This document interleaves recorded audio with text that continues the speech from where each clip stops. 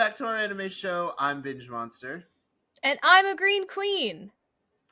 And today we wanted to talk about different things happening in the anime space. A little bit of news, a little bit about a show that's going under the radio, under the radar. What word was I Under about the to say? radio. Under the radio. So unfairly, I think we both agree.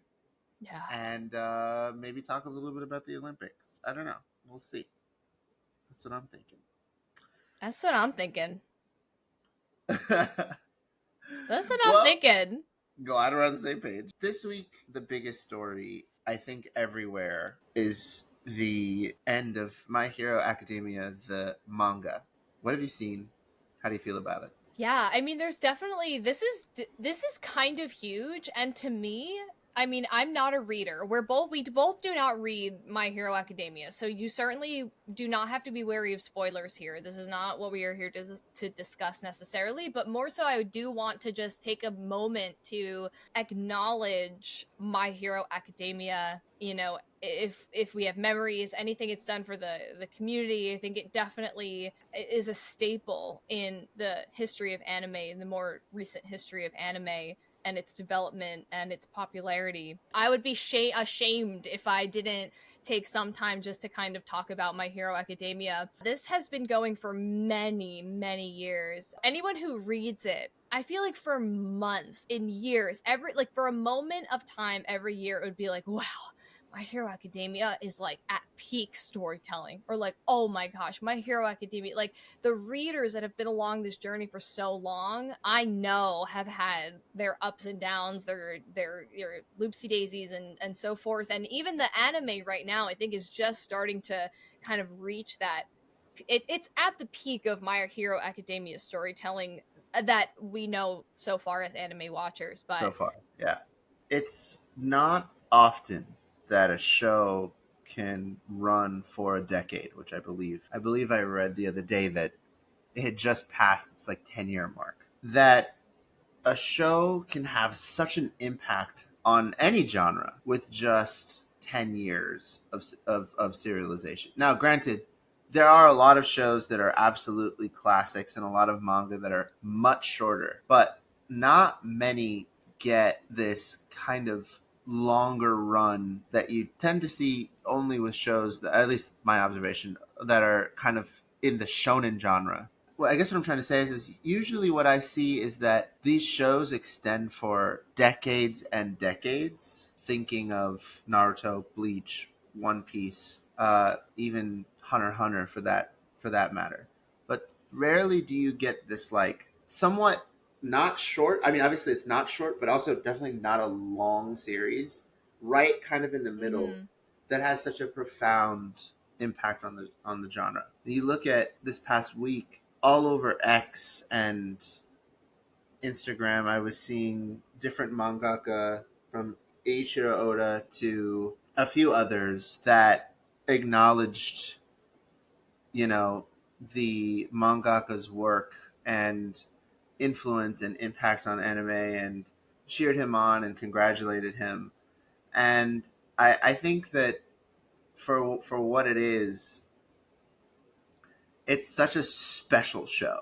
It really is. And I remember it from day one, the first season being like, holy crap, this is going to be really good. And it's one of the few shows that legitimately made me cry like week over week for so long. And it's just so good. Like I don't really have the best words to describe how I feel about My Hero Academia. There's a lot of people who have, I feel, very unfair criticisms of the fan base more so than the show, which is really interesting.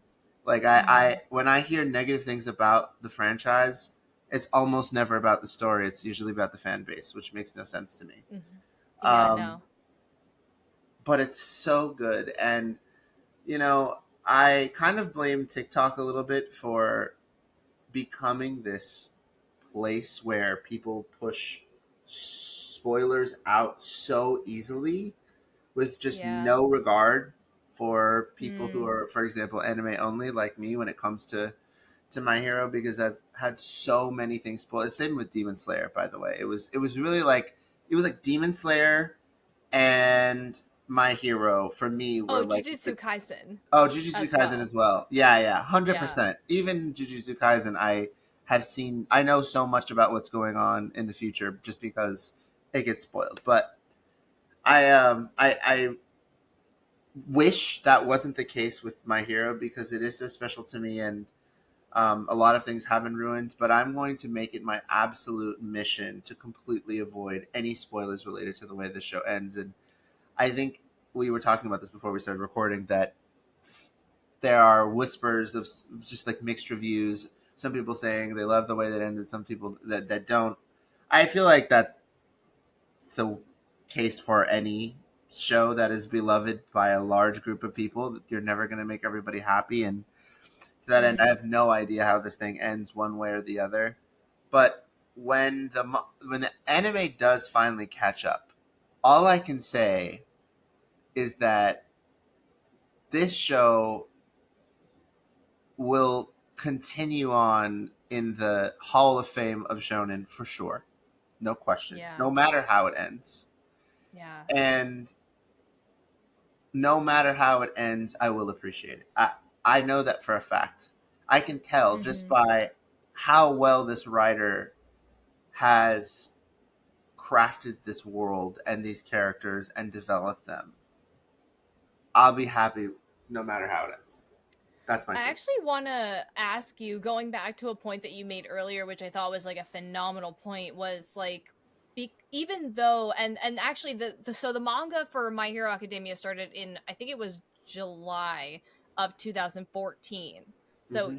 you're totally right. It's been 10 years. It is a series that was not necessarily week to week nonstop all the time, Yeah. especially in the anime. So like Right. we're like My Hero Academia does not like on paper have filler episodes. And at least in my journey, I've done a lot of catching up in the anime world. But do you feel like My Hero Academia is like one of the first really great shonen to not be week to week? Like, do you think that was one of the ones that kind of bridged this, newer shonen market that we have, where we do put out like half a season or a full season and then like take a dip and like have a hiatus and we don't come out every week? That's Or a do you feel really like good there were others before it? it's a really good question. And I think that um, the fact that it wasn't serialized coming out week over week may have actually contributed to its continual greatness.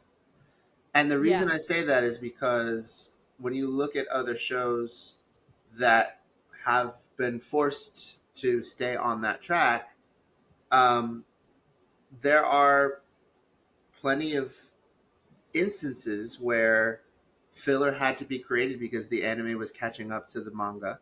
Number one. Mm-hmm. Number two, clearly the author got sick as a result of Oh yeah. overwork, Yeah. being overworked, and um, having to.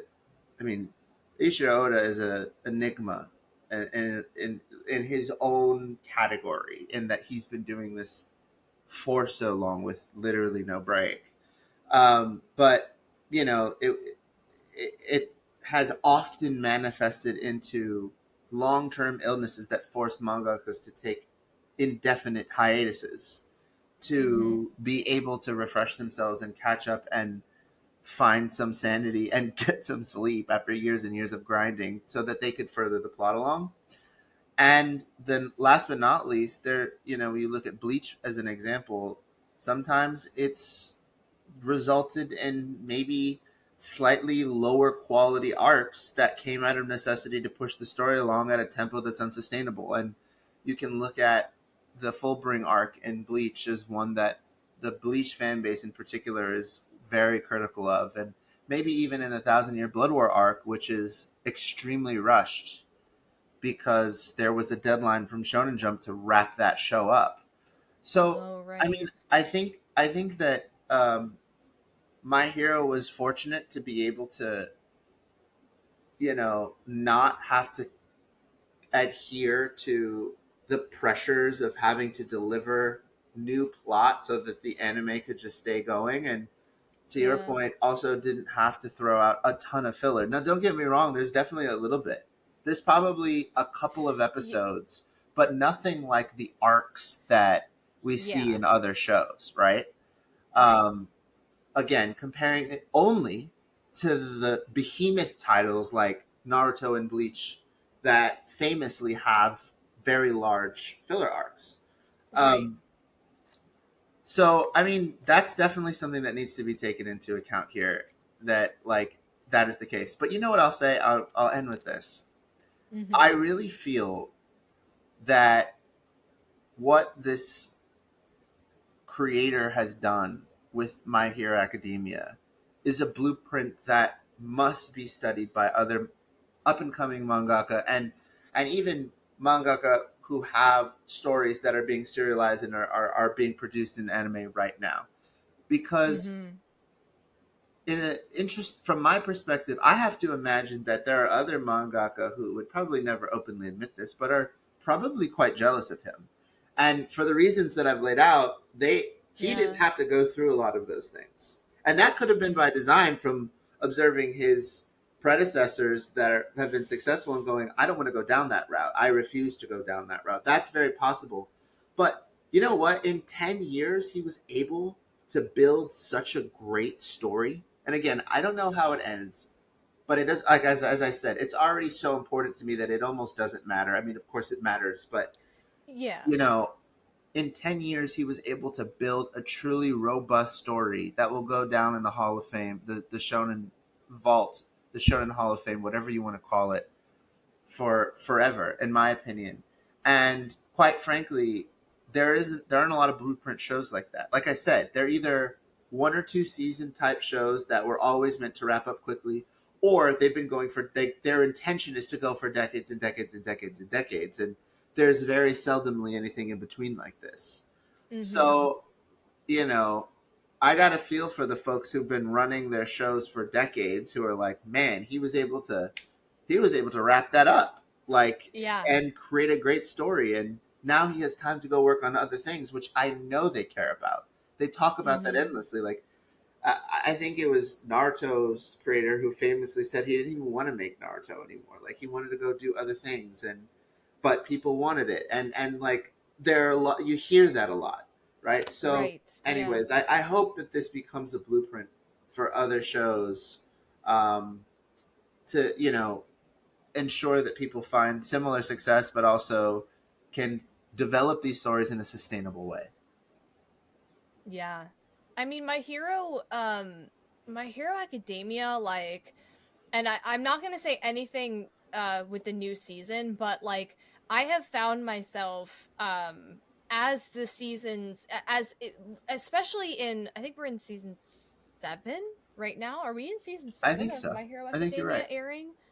Um and this thought started for me in season 6, and even I think in 5, actually. I don't actually remember. Anyway, in recent seasons of My Hero Academia, because of how good this story is, I have found myself like weeping on the edge of my seat, giving the highest, biggest care I can to characters that, if you asked me 20 minutes ago before I even pushed play on this episode, I would have told you I don't give a fuck about them. Right, right, right.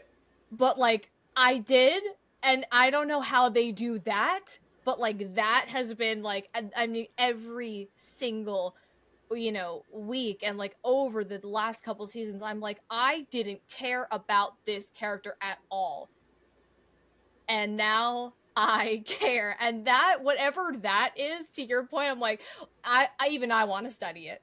How do I do that? How do Yeah. I just plant the seed slowly, slowly, slowly, and like make the connections and build like such a huge, huge cast of characters and storytell with such a like quick turnaround from me going, what's their name, to, oh my gosh, I care about them. I'll go to bat for them. Like, that is something that My Hero Academia does really, really well, in my opinion.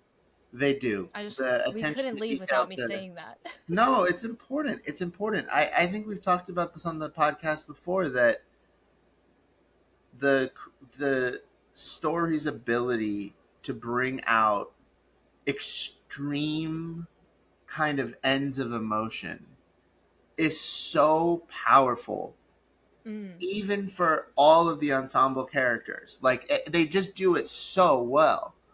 yeah, um I mean, there are probably two, and I think when we were living together, what was that, 2021?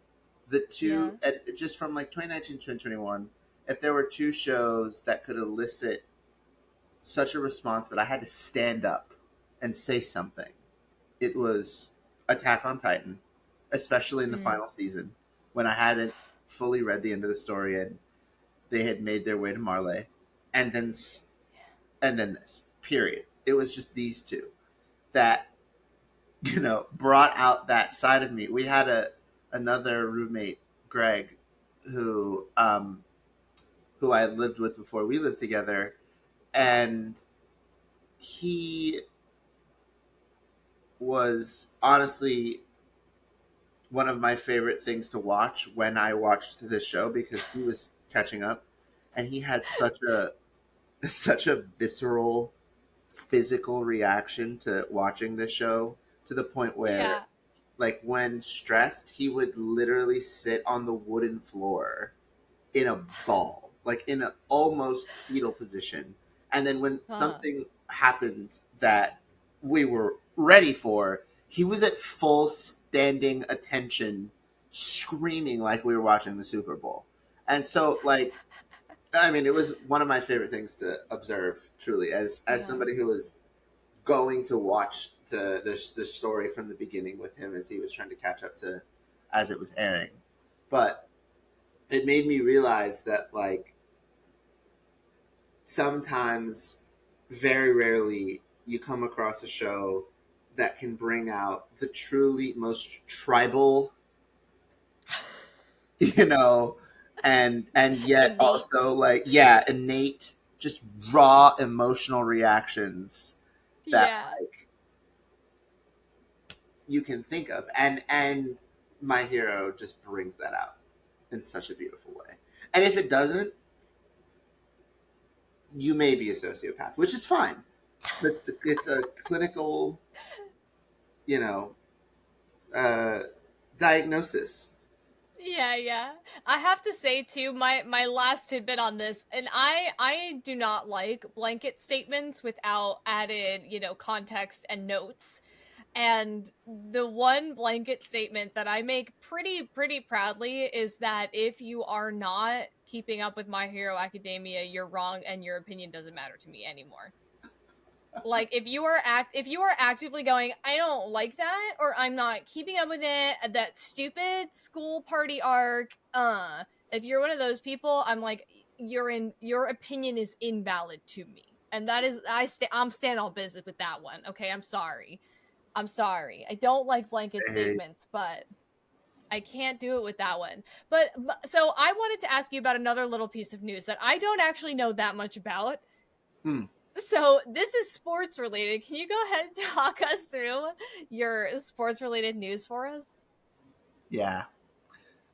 As hopefully many of our listeners know, the Olympics are currently taking place in France, and I was watching mostly the men's, although I was watching some of the ladies beach volleyball because the U.S. team tends to do pretty well there, and we had a really amazing group represent us this time around as well.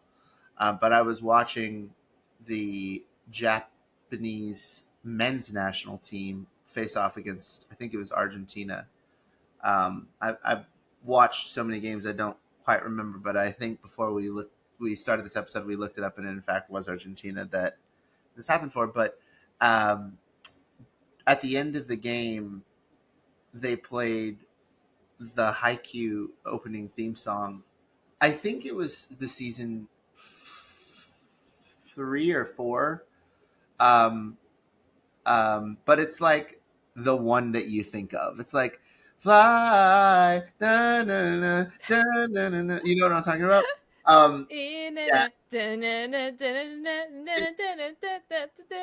yeah, absolutely. Yeah, Yes. exactly. It's that one. And it was it was such a cool moment. That's not the first time that the Japanese that a Japanese national team, not just the volleyball team, but other teams haven't played anime Mm-hmm. soundtracks or opening songs to kind of cheer on the national team that they're watching. But I just thought it was so relevant and it just kind of fun to see. I was really excited to Mm-hmm. see that. So yeah. Unfortunately, today I believe, literally as we're recording this on August the 5th, the Japanese national team was shockingly beaten by Italy and have been knocked out of the tournament, which is so unfortunate. Uh, No. no, but This new segment took a turn for the worst. and they're so Damn. good too. It sucks. It sucks. They just had a bad day, I think. Which can happen when you're playing the best players from around the world. If you have just one bad day, it can happen to anyone. You're out. But Yeah. it's Oh unfortunate. man, that's showbiz, baby. I love it. I love that they did that. I feel like if I were there, I'd be so fired up. I'd be like, Yeah, yo, let's go. Let's go. I don't know that they're allowed to play because obviously, like the French Olympic Committee is responsible for That. facilitating these events. But Mm. if they weren't, and each team could like put forward a track or two so that the DJ for the event could just play music from both sides to get them hyped, Yeah. I would want them to constantly play anime music, you know, during the event to motivate them and cheer them on. I'm sure all of them have watched Haikyuu. I know that the U.S. men's national team certainly has. I've watched a couple of videos where the captain, who is of Japanese descent, for the U.S. team, who's the libero, did a whole series with Crunchyroll looking at Haikyuu and giving feedback about their form and stuff like that, and Oh just like yeah, watched I've it. seen that. Yeah. Yeah, yeah. So, Okay, wait. I have a quick pop quiz question for you now. uh No, it's not. oh. I should pop quiz is not really it. But as you were talking, I want to know what would your anime walk on song be? We usually say walk on song as like a baseball thing, Yeah. but think of it in any context you want. What is your like fired up? I'm about to take the stage anime song. I really feel like that's such a good question. That is such a good question. I really feel like it has to depend on like what sport I'm playing. Like Okay. if it's like fencing or kendo or anything where I have to wield a weapon, it would be this, what is it called? The strongest one. It's Zoro's theme from One Piece. Um, Okay. but like, I feel like if it's not, if it's almost any other sport, man, this is really tough. This is such a good question. It'd probably be a soundtrack from Bleach. I'm not sure which one. I'm really Mhm. not sure which one. It could be one of the Espada arc songs because those slap for no reason. Do you know the songs with like the Spanish flair to them that they play throughout the Yeah. Espada arc? There's so many that are so Yeah. good. I don't know. Well, what would be yours? Okay, I'm gonna set the stage. I'm gonna set the stage. I'm gonna set the stage. Okay, okay. It's 2025, and you're invited as one of the top 5 streamers for Genshin Impact to play in the first ever worldwide competition for Genshin. And I don't even know how they would do it, but that's not the point. What's your Mhm. walkout song? I'm gonna start humming it, and I want you to see if you know it. You're Okay. gonna have to know it. Da na na na now. Ba na na na da da da. Da na na na now. Ba na na na na down. Da da da. Oh man, that um, is my song, it's dude. so That's my good. song. It's so good. It is. It's work by I don't know. I don't know the name of the artist either, but yeah. I just there's so many songs. I've started to put together a playlist though for me to go to the gym because there are some songs that really just get me hyped. Mm-hmm. But yeah, I mean that's a good song. That it's that one always. It's so good. Or it's the that song that stuck with me since we first saw it, but I don't even know how it starts. I'll be your contradiction. Oh, That one. That is another one yes, where I'm like, it's either work or it's contradiction from the yes. God of High School God of opening. High School. Yeah, I get it. I thought you were gonna go Tower of God. Oh, I do That like the was good Tower too. of God But one. honestly, I still think because this isn't about good openings. It just happens to be that you and I have been talking about openings for the past few seconds in the Yes. context of what songs we like. But like, I'm really excited on a complete side note for Ooh. whatever song comes next when Black Clover comes back Oh yeah. Oh because yeah. all of their openings slap. All of They're them. so good. They're so They're good. so good. Their bests. If you don't say Everlasting Shine, we can't be friends anymore. But Oh, proceed. I wasn't gonna pick one. I'm Okay, fair not enough. prepared for that conversation.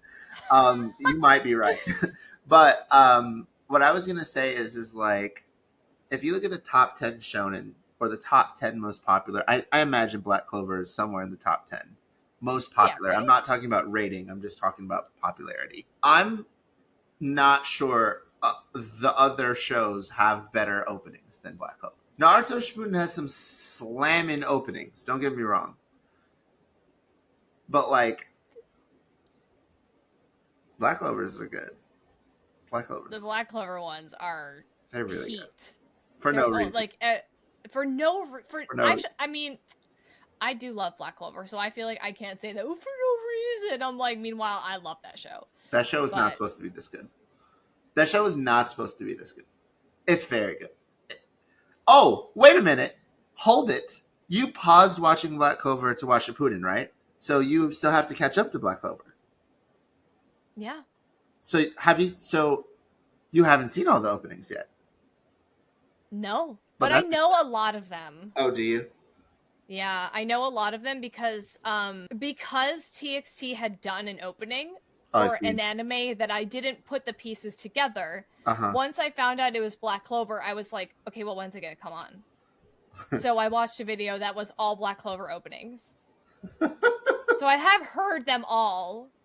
And I Fair. know I know them because they also like if I do like if I'm streaming and I do anime opening playlists, which I will do sometimes, it will smart shuffle. So I feel like I've heard a lot of them, Yeah, even if I haven't heard them in context of watching the show. but I have to say, just like if you remember the Attack on Titan opening, that was like ethereal with all the like white. I think it was like the second or third to last opening where there was um, kind of like mentions of the rumbling without directly like. Oh no, it totally wasn't. I think it was the one where they come back and there's the big explosion. Do you know the one I'm talking about? It's like very white everywhere.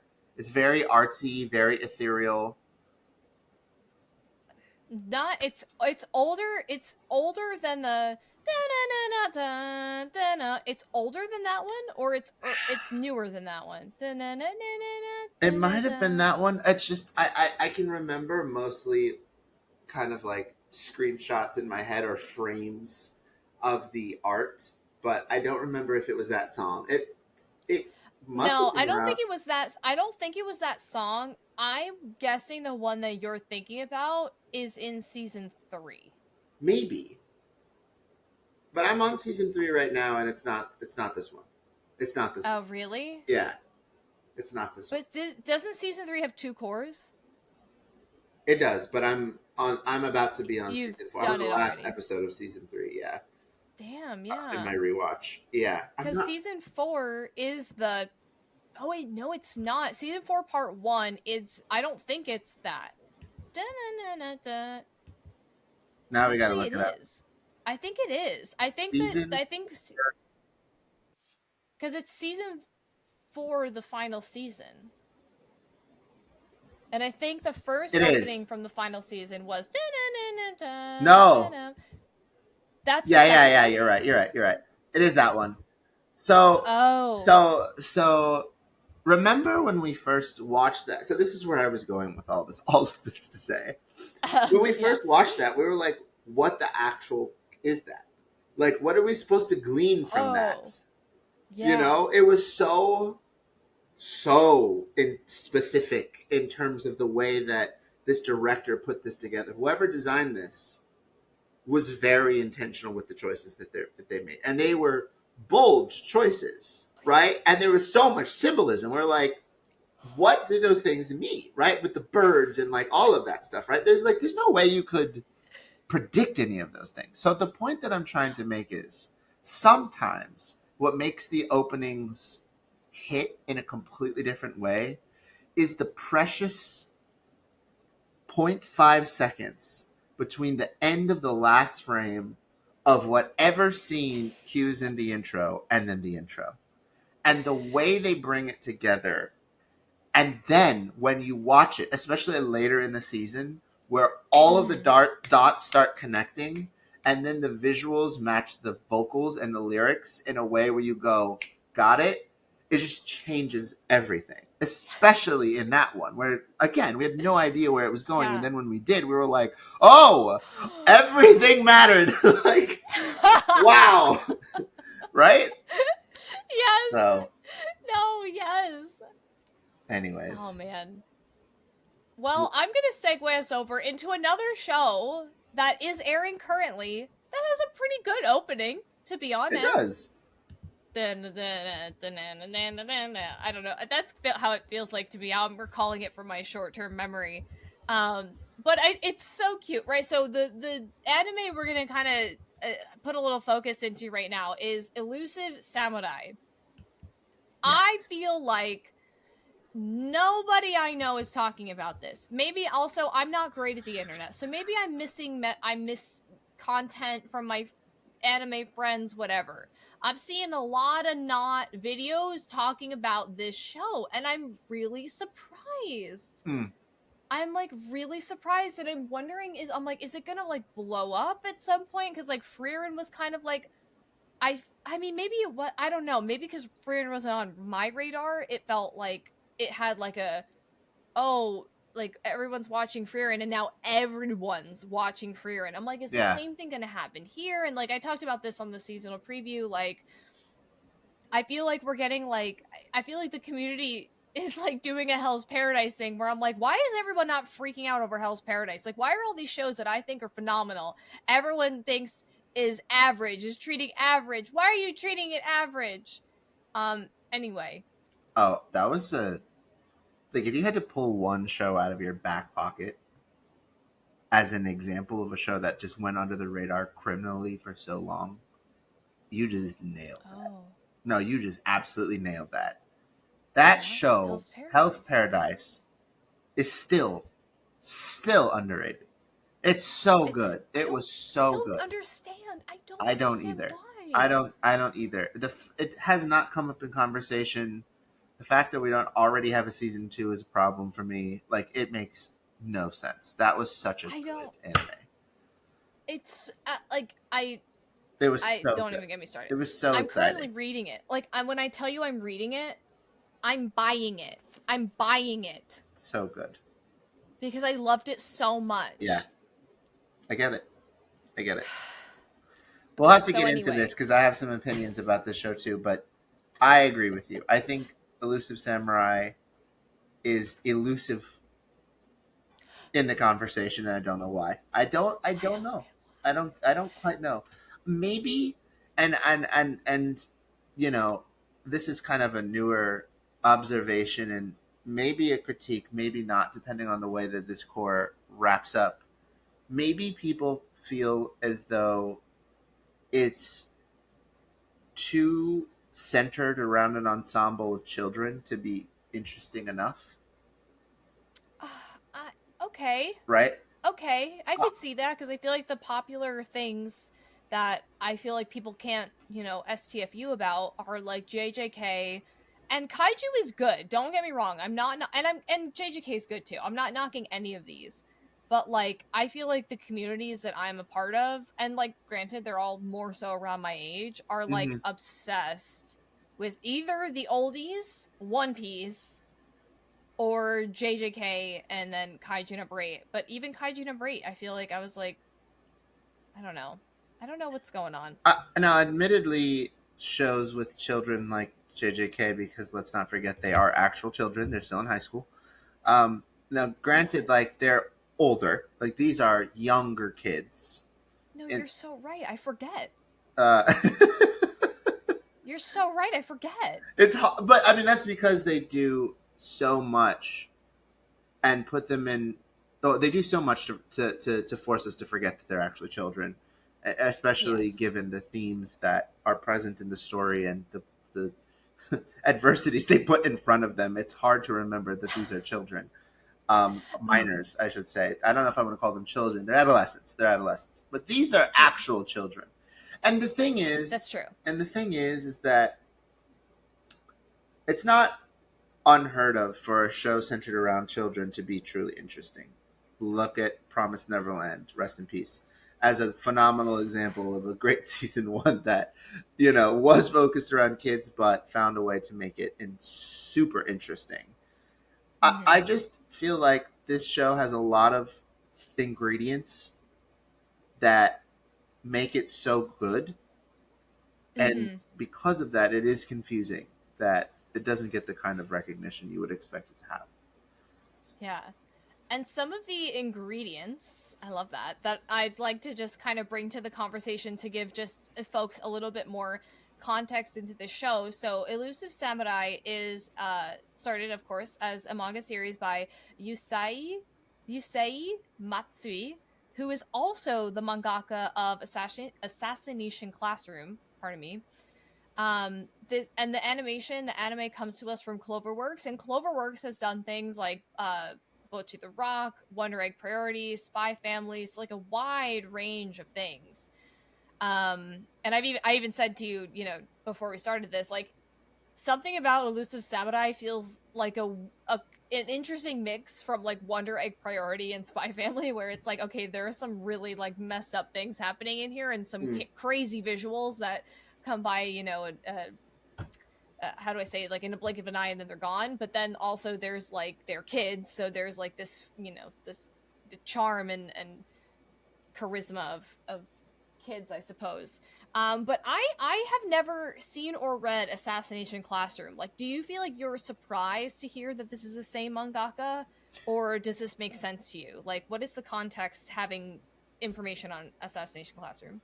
Uh, I mean, my first gut reaction is that if this is the mangaka who created Assassination Classroom, that this show is going to be good, for sure. It's a well respected and you know uh, well loved title by the people who watched Assassination Classroom. It had a big following. It ended not that long ago, and it was really sad when it was over. It was kind of one of those ones that had stuck around for a really long time and just was one of the things that was like always on. Quite frankly, like Mm-hmm. it was just perpetually, churning out new cores in a way that was exciting and allowed you to kind of follow the story in a kind of consistent and you know um, uh, uh, ideal way, I would say, because Okay. when they release them too far apart, sometimes you just sort of forget kind of what happened in the previous core, and then you come back to it and you go, oh, okay, now I remember. But it was released semi frequently, so it felt pretty fluid, and it's a great story. And that show is also centered around children. They're in, I think, like a middle school age, or maybe early high school, but I highly doubt it. Um, Mm. uh, Age cast, and yeah, I mean, I think Cloverworks has also shown that it is more than capable of throwing its weight against other studios. I never fully watched Wonder Egg Priority, but one thing that was very obvious and stood out to me from day one was the quality of the animation, and most Yeah. importantly, the use of colors. I don't know if you Yeah. observed that when you did you watch all of Wonder Egg Priority, or did you watch it at I all? I never finished Wonder Egg Priority Okay. because of the visuals at the time that it was coming out. I was like, I don't really feel like I want to watch something like that right Hmm. now. Yeah. It felt like a little too deep for me at the time, so I did never finish it, but I watched like the first 3 episodes of it, which are kind of enough, I feel like, to get the vibe. Right, right. And truth be told, right, when I talk about the colors and the visuals, I'm referring to their clear intention behind picking very specific colors and bright Mm. colors at that. They're super intentional, especially with eyes and things like that, of how the studio is, of how they use how they use colors. So I mean, I think, and Bochi the Rock, I mean, that's super popular, and obviously they know how to animate younger kids well. Bochi the Rock, I believe, takes place in high school also, right? They're like Yeah. freshmen or Mhm. something. Yeah. And so, yeah, I mean, it's interesting. It's definitely interesting. I think that should give anime fans a lot of confidence that given this assassination classroom mangaka, it's probably going to be really good. And the Mhm. studio is a studio that has constantly produced really good work too. So I think on that side, it has the makings. But I also think that the story is really interesting. It has its roots in some historical context that uh, I think is really interesting and is a big part of the story, right? I know you Yeah, were I doing mean, some research on that as well. for sure. Like the thing about it is like basically it's true. Basically it's a true story about like real historical people.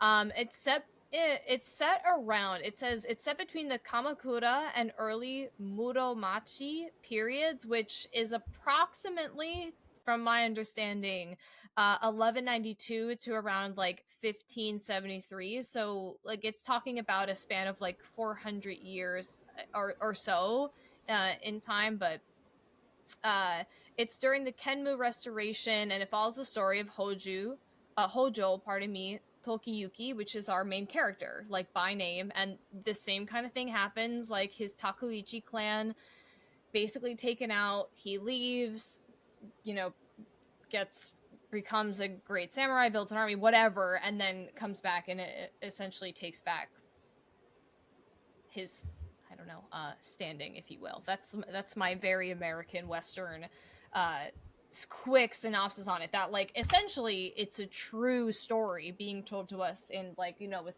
exactly their names and so forth.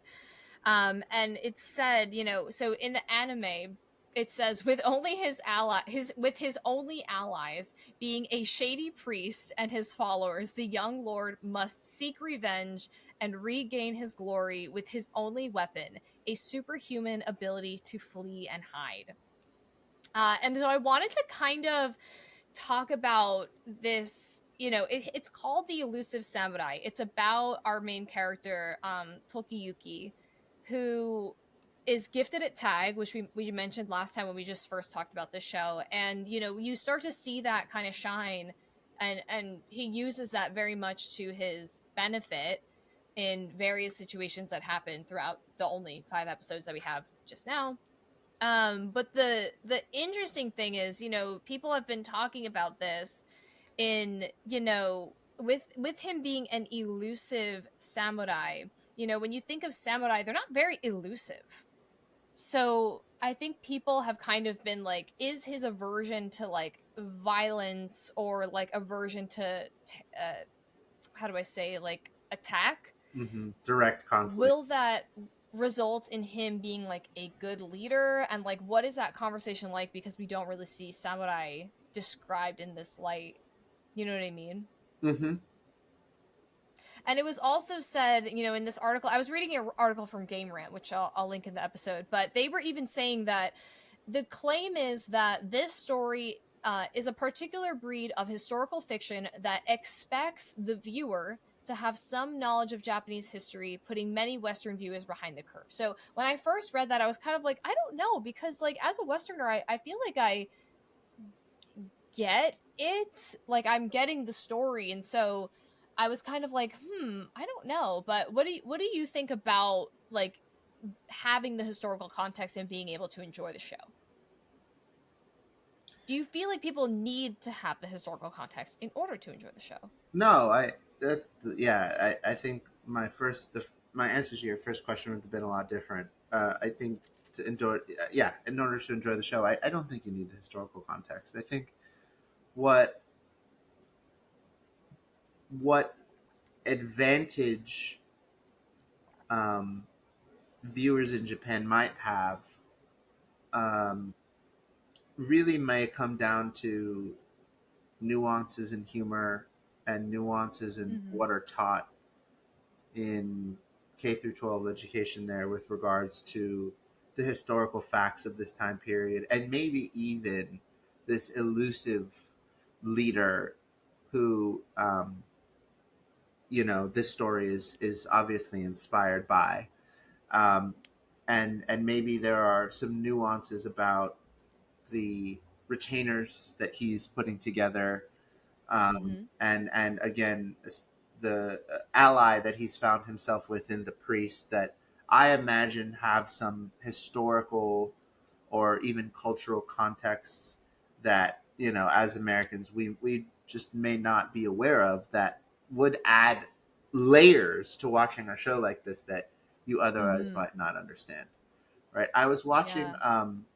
for example, I was watching Deadpool with my wife this weekend, and Oh she'd yeah. never seen it. And there are so many incredible jokes that are so um, dependent on a person's understanding of pop culture at the time Mm-hmm. that, in other words, if you just didn't know what was going on in pop culture, you wouldn't get the reference. And so for me, I found the jokes really funny because I knew exactly what was going on. And for my wife, I'm trying to think of like an example. Um, like it, there a lot of things felt very flat to her pretty much the whole time. And granted, she's from another Mm. culture, and pop culture in Nepal was very different than pop culture here for obvious reasons. And so I Yeah. think you miss out on some of the things that make it great. And I have to imagine if Screen Rant was to talk about being behind the curve, that it's really about some key things that if we just knew a little bit about, might make it funnier. So Yeah. yeah, I mean, I think what there was a movie that came out in the mid 2000s. Do you remember it? I think, if I remember correctly, Whoa. it was a movie about Abraham Lincoln being a vampire slayer. Do you Yes. Oh yes. do you remember Oh this? yeah. Oh yeah. I didn't watch it, but oh yeah, I know. That is not funny to people outside of America, but here, that is the most ridiculous thing. It's just yeah, it's like why would a Oh well, president like be a yeah. vampire slayer? Was it like when I talk to foreigners about that movie, which I don't frequently talk about, but when I do, there is a Yeah. real like disconnect of like why, like what, how did someone come up with that? Like why, and anyways, I just bring that up as an example, right? For people who are like, it's Yeah. hard for me Yeah. to like imagine like U.S. historical context and why that would be interesting in media and like why there might be a slight curve. Like I just wanted to give an example. That's a good one. No, I think you're right. Like I mean, this is like in a sense, this is I can't really think of an American or at least a yeah, I can't really think of a Western historical story that I think I anyway, I can't think of any. Oh, But National to Treasure is your a good one too. All of that's fiction. All of that is fiction, but it's based on like little truths I that you was believe. really you had me like really confused. I was like, is National Treasure real, bro? Oh no, Because no, I was no, no. saying something like that. I was Yeah, like, yeah. what? No, no, no. But it's based on things that are real. Like the Right. Freemasons are real, the founding fathers are real. A lot of the story that they tell to justify the clues are real, Yeah, yeah, yeah. things like that. But Yeah, obviously that's not. Well, I was gonna say, I bet even like you were bringing up like the the posse, I suppose, that we're clearly seeing be built. Like, we're Hmm. clearly seeing the cast of people that are going to be supporting the to be leader, our main protagonist.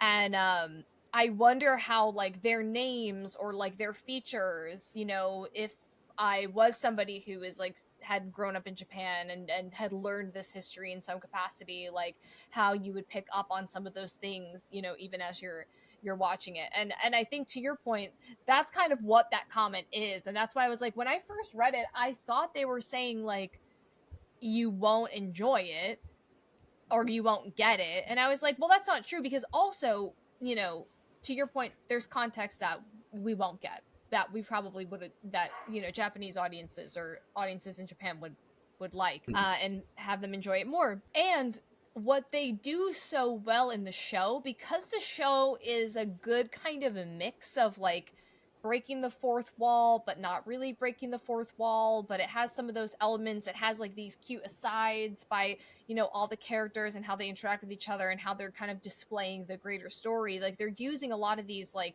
visual storytelling tools, and in that they have had a couple moments where they are adding in the context of what's happening and it's kind of like saying like haha wink wink, uh this may not make any sense to you, but like this makes sense to people at the time, or things like that, which I think is really really nice. I mean, the show is just so, we've talked about this. It's silly and it's dark in like the most wonderful kind of mix in Hmm. that I find myself really enjoying. So Absolutely. what are some of your thoughts on this concept of an elusive samurai or someone elusive being a samurai? Yeah, it's I think that that's a part of the wordplay and kind of the irony here is that, to your point, that's a word typically not used to describe a samurai, but maybe, Mm-mm. a shinobi, ninja, and so forth.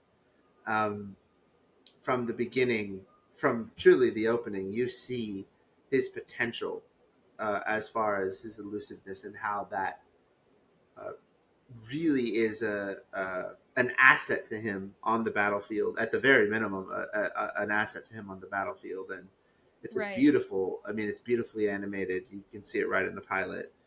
Um, where I like where they're going with this though is that they're trying to leverage different examples throughout history and different examples from a martial arts perspective about how to leverage his innate elusive kind of demeanor or characteristics to his advantage from a tactical perspective, from a in battle perspective, and so forth. And they're cultivating some of those things in him in a way that's really interesting. So, I mean, I think that's also one of the things that makes it really fresh. Like, it's not Mm. just a samurai, and I think we said this a couple of weeks ago, who's a prodigious, you know, slasher, who's gonna Yep. have the best cut and the fastest cut, or whatever it is relative to his enemies. They're gonna take Mm. a very different approach, maybe a more tactical approach to winning the battle ahead of them. And this is particularly important because the person that they're going up against is that prodigious, right, Yeah. swordsman who like is known to be like the best warrior in all of the land. And like, how do you what like how do you beat that? Is your are you going to become a better warrior? Probably not so much. This is a child, right? So Yeah, I I'm was just about excited. to say that. I'm excited to see really where it goes, and I think they're starting to build a team around him that complements him Mm-hmm. wherever his weaknesses are. And I don't know if there's going to be like a time skip. I have no idea, but I do struggle to see how this group of basically children that are being put around him are going to go Oh up yeah. against professional armies. But we'll see. I mean, it's interesting. It's definitely interesting. What about you? What were your thoughts? Yeah, I think I share a lot of the same sentiments as you. I don't mean to echo you too much, but I do think it's fresh. Like I think it is interesting and I think that it will I'm excited to see where it goes because I agree in that like I will be excited to see how the team really comes together in a way where it's not like we are all in on our protagonist and he's the only like they'll say that, oh, our protagonist, they're the only one that can do this, they're absolutely the strongest, and meanwhile kind of like all the side characters are like actually very integral. I feel like I see the side characters being more and more integral to what's happening Yeah, in newer anime, and kind of like as I intake things, I'm like older anime, I'm like, yeah, okay, it's like that dude and he does that and whatever. But I'm interested to see more about the side characters, how they work together as a team, because they're kind of like put together more or less, and I will be interested to see most of that because I think it will lead to some really interesting fight scenes and some hmm really interesting tactics. I agree. I think that the fight scenes in particular are wonderfully choreographed and animated. Mhm. On the other Mhm. hand, one thing that I find myself thinking about in some of the less tense moments where whether it's there are two people who are in a disagreement, or whether someone is having an extreme reaction to something, I find myself when I'm watching this feeling a lot of Pixar vibes.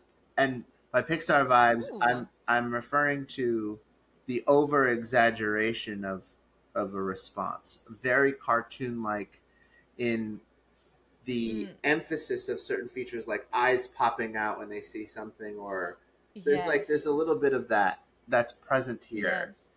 Um, but uh, yeah, maybe I should say Disney, maybe not Pixar, but more kind of Disney, kind of cartoonish elements to the way that they emote or react or respond to certain things, which is definitely not the usual approach to animating characters and scenes like that in anime. So there's something very fresh about this, whether it's the colors, Mhm. whether it's the animation, whether it's the fact that their approach to combat is indirect, which is really Mhm. interesting and maybe a little bit more tactical. There's also several plots clearly that are being woven in that are suspicious, where we're not quite sure where that's going to go. We don't know what that person's hidden motive is, even though we know they have a hidden motive.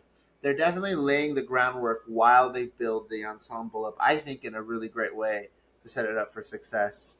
Earlier, you said something interesting about will this compare to Frieren?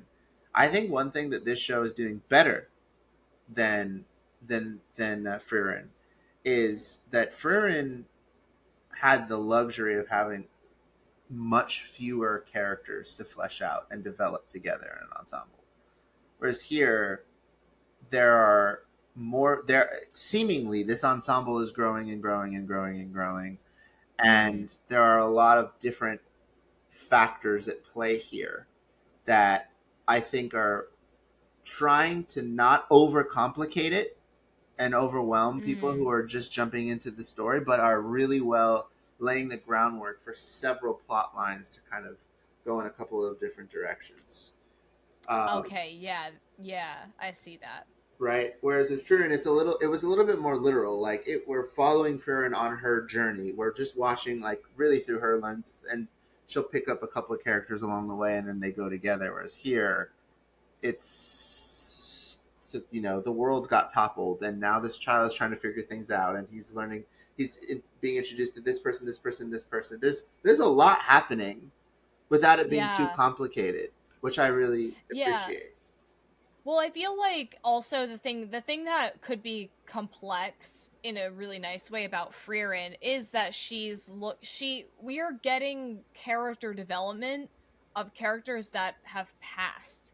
Yes. Like, so we're having to go sort of like back and fit in the pieces and have discoveries because we're not learning something new necessarily, but that we're re-examining something through a different lens. Whereas obviously these characters, like, the only way is up. We are the up and up. We are doing the thing. We are getting our leader to go back, reclaim their territory, reclaim their land, whatever it is. So I do see what you're saying there. Yeah, I see what you're saying. And team, that's been our show. I hope that you enjoyed, and I hope you watch and talk about Elusive Samurai, please, for the love of everything that's good and for the love of anime. I've been a Green Queen. And I'm Binge Monster.